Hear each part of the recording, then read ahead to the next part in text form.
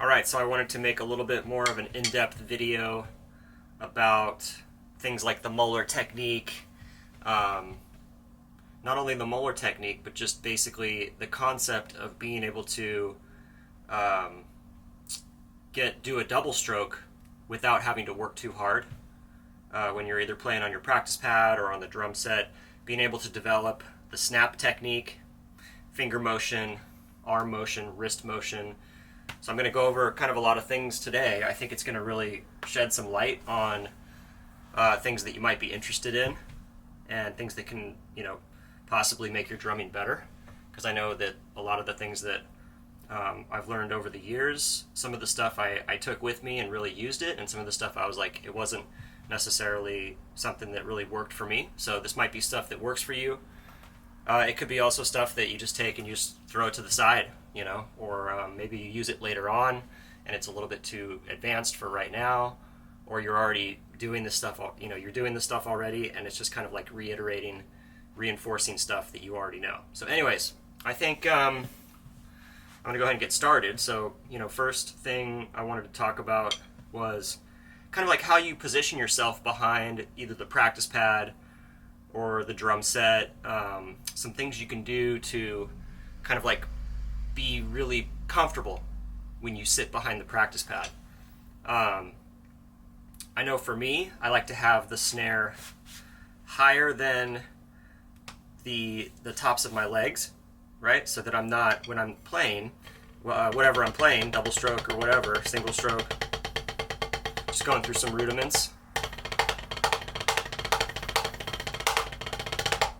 I'm not going to be hitting the top of my leg with my palms or my knuckles, right? So I think when you sit behind the practice pad, and you should probably have your snare drum relatively the same height as your snare drum. So when you sit behind your snare drum, you're like building the same muscle memory here that you're going to do, and you're going to take that over to the kit with you. And when you sit down, it's not like this different height or something, and you sit at the relatively the same height as well when you work on your practice pad that you do behind the kit.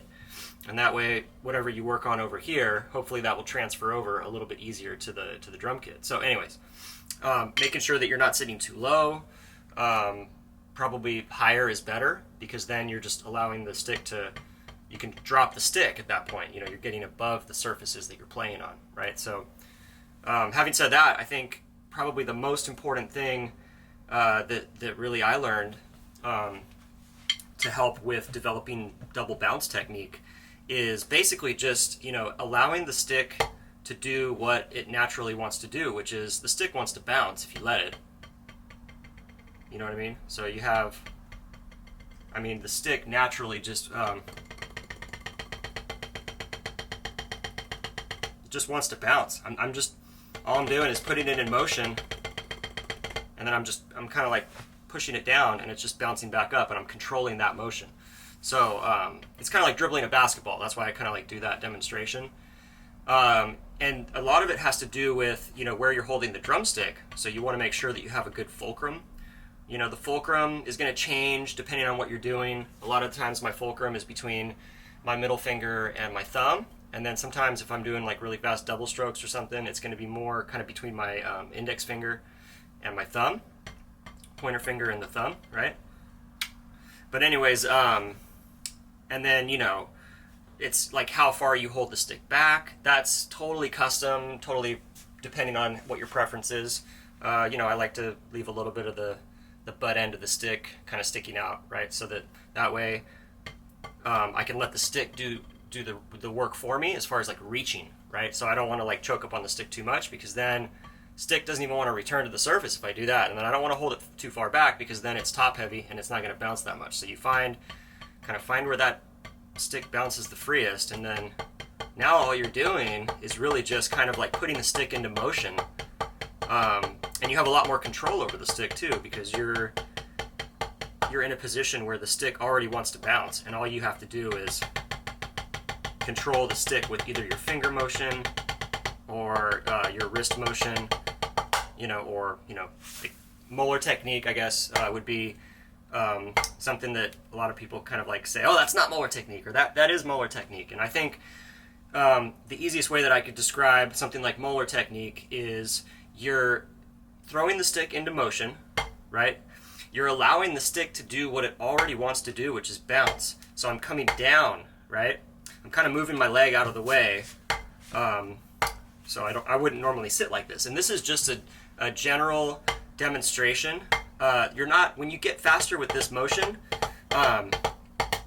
you notice I'm still throwing the stick down and I'm letting the stick bounce back up, and then I'm closing my grip. As soon as I get to here, let's go into more depth on this, because this is literally the most important thing that I would say is going to be in this video today, is going to be allowing the stick to come back into this grip right here. Okay, so, and I think my fulcrum when I do this is pretty much between like my middle finger and thumb, right? Now what you want to do is you want to develop the ability to, whether it be between your index finger or your middle finger, you want to develop the ability to really hold on to that stick nice and tight. That doesn't mean that we're going to be stiff though. We're still nice and relaxed. We're letting the stick do what it wants to do. I'm not forcing the stick to come back. I see a lot of people do this. I'll show people this thing and I'll be like, here, just let the stick do what it wants to do, right? And then they go like this and they go, you know what I mean? They kind of like, they make the stick come back. And I'm like, well, the stick already wants to come back. All you have to do is allow it to come back. So a lot of it has to do with when I'm throwing the stick down, I tell people, pretend like you're shaking someone's hand. You know, like you go to shake someone's hand and your hand comes out like that, right? Okay, so that's kind of like the motion right there. So you're throwing the stick down, right? You're throwing the stick down, it's coming back. Now, this is another thing you want to be careful of is, as you do that, if you haven't developed this technique or this concept, whatever you want to call it, Moeller technique, bounce technique, letting the stick bounce, using gravity to your advantage, right? If you haven't developed this yet, then the first thing that's going to happen when you do this is like the stick's going to start to fall out of your hand, right? So, yeah, being able to like have that grip between either these two fingers or these two fingers is really, really important, right? Because the stick is in motion and it's bouncing back. And if you're not careful, when you go to relax again, you're going to drop your stick, right? Or you're going to lose your fulcrum. We want to keep that fulcrum in the same spot no matter what, because then when we're playing this really fast, you know, we don't want the stick to be constantly going, you know, and you're losing your fulcrum, right? Or it's going the opposite way and you're like losing your stick, right? So, yeah, so anyways, back to this. Okay, so I would say this is position one. Well, the first position is you're up here, right? And you're going to come down. You're going to throw an accent down, or you're going to throw the stick down, and you're going to let it bounce, right? Now that would be like position one, okay?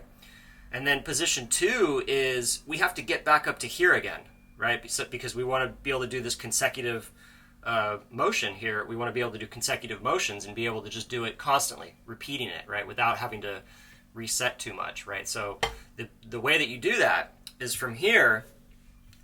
So we're in this down position, right? And then now what's going to happen is you're going to flick the stick back to the surface by closing the grip like this. So I'm going like this, and then I'm closing the grip. So I'm taking my fingers and I'm closing them back up, right? Also what's going to happen is you come down, you're going to also kind of come up again because we're trying to get back up to here so we can do it again, right? So this is what you want to practice. You're going to go down, up, and then as you come up, notice I'm flicking the fingers closed. So I'm snapping the stick back up and closing my grip, okay? When you see that in fast motion, you know, I'm basically doing that, I'll go kind of slow with some double strokes, but you can see if I take, say for instance, I take my left hand away,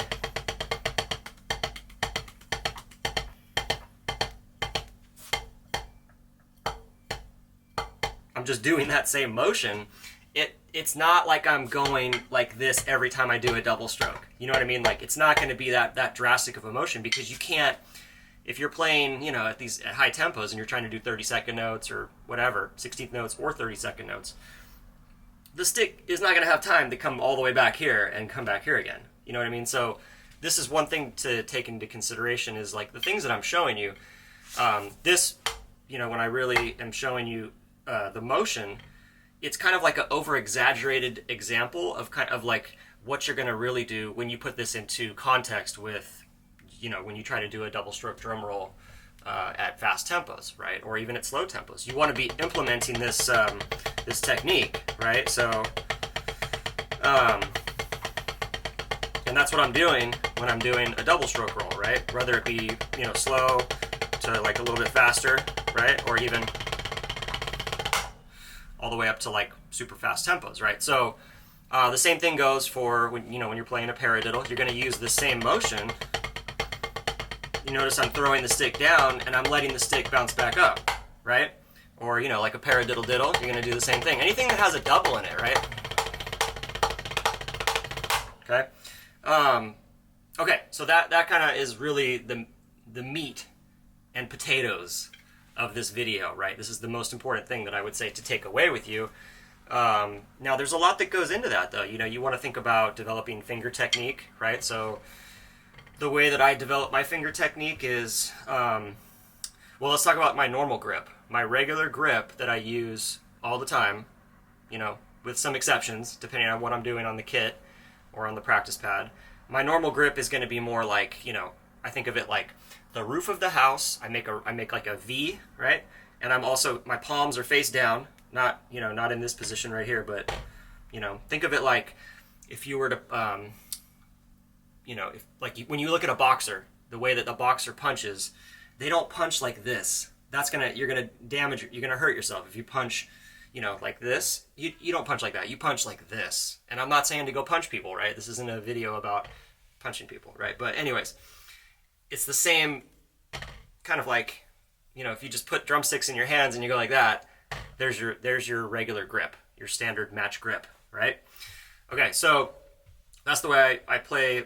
90% of the time I'm using this grip right here. But, this grip, like, when we talked about this right here, you're using a lot of finger motion when you do fast double strokes. And I think that's where there's like a lot of confusion sometimes as to like these techniques that we talk about, like Moeller technique. It's like, oh, it's just throwing the stick down, and then it's like there's so much finger motion involved in that, for me anyways. Maybe for a lot of other people it's just, and there's so many different ways to apply these techniques, right? And there's so many different styles and ways to get the same thing accomplished. This is just kind of what works for me anyways, but and it might work for you guys too. So that's why I'm making this video, because I thought that maybe I've made videos in the past about this and didn't really go over like what's the kind of like the really important aspects of some of these techniques, and like what's really behind them and what goes into them and what makes up these techniques and what are all the little fine details and motor skills. And anyways, back to finger technique, right? So the way I develop my finger technique is, instead of the punch grip, I'll go more of like the handshake grip. And then my elbows are going to come out a little bit to develop this technique, which is totally okay. When you're doing your regular grip, you don't want elbows, right? When you're doing regular match grip, you can have a little elbow, but you don't want to be like this, right? Because then it's a lot of tension is going to happen, right? You're going to create tension, and your tension is going to lead to, you're going to sound like you're stiff. Your sound is literally going to be stiff and choked off, right? You want your sound to be open and fat and like, have a nice attack to it. So, but anyways, back to the finger technique. So the way I develop that is, if you turn your grip like kind of more like this rather than this, you're going to go like that. It allows you to isolate just the finger motion, right? So it's basically, now my fulcrum is going to be between my index finger and thumb for this, and then I'm going to use the three remaining fingers to propel the stick, and I'm kind of pulling up with the stick, right? And then you can just create a drum roll with both your hands, right? And you don't need to do this super fast to develop it, but you're really trying to take out you don't want to be doing like, because then that's wrist motion, right? We're not trying to develop wrist motion, we're trying to develop finger technique, right? So anyways, it doesn't have to look pretty at first. The way that you can start to develop finger technique is just you don't even need a drumstick. Just take your hand and just go like this with your fingers. And you're going to feel, if you do that for a minute or two, you're going to start to feel like You're going to feel it in all kinds of places you never felt it before. Oh my gosh, across the front of your top of your hand and into your, you know, forearm and stuff like that. I mean, you can see, I don't know if you can see on the video, but when I do that with my fingers, there's so many muscles that are working in here, right? So you need to develop those muscles so that you can get those fingers woken up, you know what I mean? So that you can start to use that to your advantage. Okay, and then when I'm gonna use that same finger motion when I do my regular grip. You know, this is all finger technique right here. You know, and then that same thing is gonna help out your double strokes because I'm using so much finger motion, especially on the back, the second stroke, right? So the first stroke is kind of more like wrist motion or arm motion, like you throw it down, and then the second motion, that's where you use that finger motion. So the more you can develop the finger motion, right? By doing stuff like this, or just isolate one hand only, you know. And do this stuff with the metronome, guys. You know, like start slow. You know, maybe you set your metronome to like 16th notes. 1 E and a 2 E and a. Right? Try it with both hands.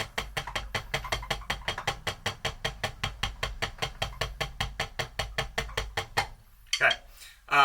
I've got this practice pad on like a drum seat, and you'll have to forgive me, it kind of squeaks. Let me see if I can tighten it up a little bit. That should be a little bit better. It's a little rickety. Try to get a better setup for that. I'm sure people are going to be like, what was that sound? Everybody's always got a comment on funny stuff like that. But yeah, bring the comments too, guys. Just if you could try to keep it positive, you know, I'm down for constructive criticism, you know, to make the videos better. But just keep it positive, guys. You know what I mean? Drumming is supposed to be about community.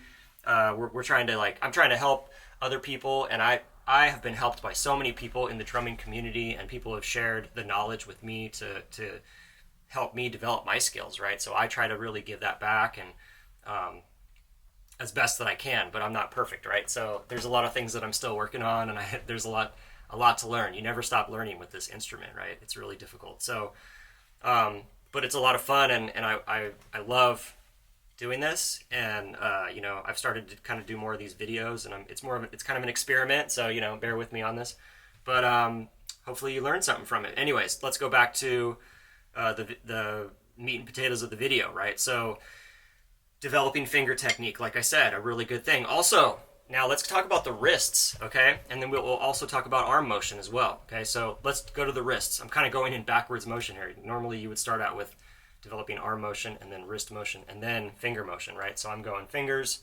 wrists, arms, okay?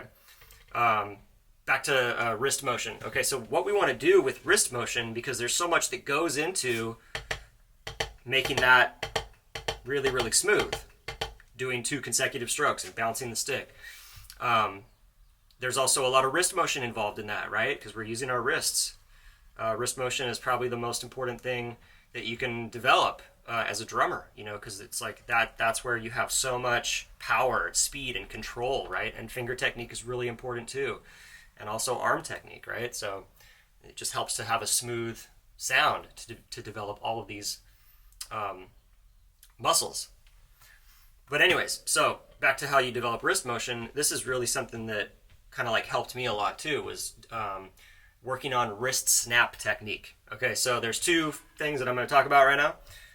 The first one is you're going to just basically make sure, guys, when you're doing this, that you keep your fingers pressed against the stick throughout this whole entire stroke, okay? You don't want to go like this. We're not developing finger motion here. We're just developing, isolating wrist motion. Okay, so what you want to do is you're going to go into like the, you know, you can have a little bit more of a parallel, I guess. The way that you approach the pad can be a little bit more kind of, this is basically what we're going to do is like that. It doesn't have to necessarily be a perfect roof of the house, like if you were playing like your regular grip. You kind of want to have more of that approach right there, whereas this is going to be a little bit more, the sticks are kind of more parallel. It doesn't matter that much. The thing that matters the most, keep the fingers pressed against the stick, against your palm, so that you only are working the muscles of the wrist, okay? So here's what we're going to do. We're going to go, I would say count 8th notes, but play only the quarter notes, okay? So 1 and 2 and 3 and 4. And what you're trying to do is you're really trying to snap the stick straight back up. So you don't want to go half like this. You know what I mean? You want to start straight up and end straight up. We're trying to work the whole range of motion, okay? And just go really slow. This is not about going fast, okay? We're trying to develop muscle memory in the wrists, okay? So I would even say the slower the better. You know, let's slow it down. 1 and 2 and 3 and 4 and notice I'm not playing 1 and 2 and. I mean, you can do that. You can go into the 8th notes. You know, you can go into 16th notes with this kind of thing. I mean, I don't know if that's gonna be kind of hard to do that, but it'd be a good challenge. Anyways, here's the second one. So that was the first one where you just are going straight up and you're snapping the stick down and trying to return the stick to the snap position as quick as possible, right? Your hands might shake a little bit, you can see that. So you're really activating those muscles, right? So, and then the second one is, this one's a little bit more difficult. You're gonna actually go down, try to get the stick to stay as close as you can to the surface, right? You don't wanna you wanna go down and then up. So we're working the downstroke and then the upstroke. 1 and 2 and 3 and 4 and 1 stick at a time, right? 3 and 4. Sometimes I'll even say down, up, down, up, right? Down, up, down, up. Okay. So that's kind of how I develop my wrist motion. And then also when you're playing and you're just developing your wrist motion, you can also just isolate the wrists by, I'm just really gripping onto the stick so that I'm not engaging finger motion. I'm just using wrist motion. Maybe play some single strokes, right? I'm still letting the stick bounce, but I'm really trying to I'm just trying to work those wrists, right? Anyways, let's talk about some arm motion. Okay, so this is something that was really kind of like weird to me at first, and it might be something that doesn't really resonate with a lot of people, but it really helped me anyways to develop more kind of like, because there is a lot that your arms are doing. You know, whenever you reach over from like the hi-hat to the ride cymbal, you know, you want to be making nice smooth motions. You don't want to be like playing a beat and then having like really stiff, because you're going to hear that and you're going to hear that in your sound. It's going to be like a little hiccup that happens, or like it's going to just be the sound isn't going to be dynamic, right? So what I learned from one of my teachers was, you know, as one stick is coming down, the other stick is coming up, right? So you kind of like, you don't even need to make a stroke really to work on this. You're just working on kind of like circular motion and making use of the space, right? And I'm not doing this fast. You don't need to do this fast. This is just to develop. It's more of a concept, right? And something that will seep into your muscle memory, and that you'll be able to like, it just comes out naturally when you're playing. When you need to like use your arms, which I would say you're not necessarily going to play a beat with your arms unless you're trying to like really be loud. It's more about just, you know, moving around the kit. Of course, your arms, everything's attached to your arms. You have to use your arms, right? You're not going to just go like this and be all stiff. But anyways, yeah, so those are kind of some things that you can do to develop, you know, your double stroke rolls. And this type of concept, if you work on these exercises, then they will help all of your drumming. It's not just like, it's going to be only your double strokes that get, you know, better. It's going to be pretty much everything that you do using your hands, arms, and fingers will be, you know, helping you to develop into just a better sounding drummer. And just, you can use gravity to your advantage, and the stick will bounce better, and you can relax more and then have more fun, rather than having to, you know, you don't want to be having tension develop and getting like cramps and stuff. But I will say, sometimes when you're trying to work through speeds and stuff, you will get a little cramping, and try to, you know, you got to kind of feel it out. If that's something that you need to, if you need to stop, then that's good. But if you can push through it, that's kind of how you get to the next level. Sometimes is like, you know, sometimes it does hurt a little bit. So, and you'll develop blisters and whatnot. So that's normal. Unless it's just really, really bad, then you got to look at how are you gripping the stick, and that's a whole different thing, right?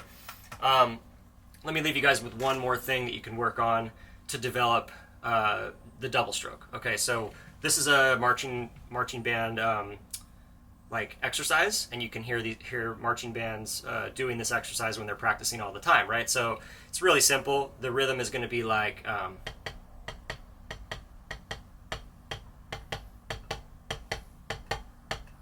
and I'm trying to do it not as a marching drummer would do it and be real rigid, but I'm trying to use what we talked about with the, right?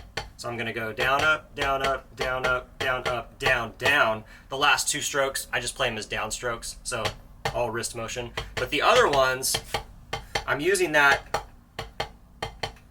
right? So I'm going down, up, down, up, down, up, down, up, down, down, right?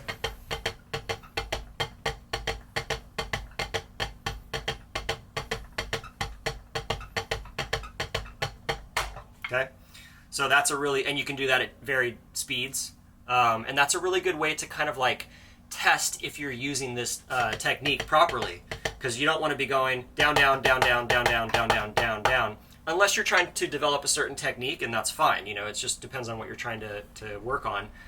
But anyways, those are some things that really helped me out.